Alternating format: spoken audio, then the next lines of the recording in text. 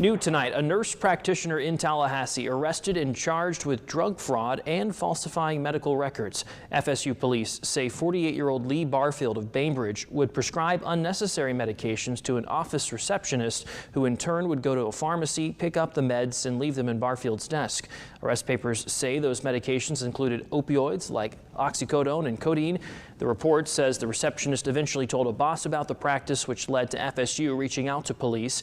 In an interview with law enforcement, Barfield denied knowing anything about it. According to those court documents, Barfield is charged with 5 counts, each of felony controlled substance fraud and falsifying medical records.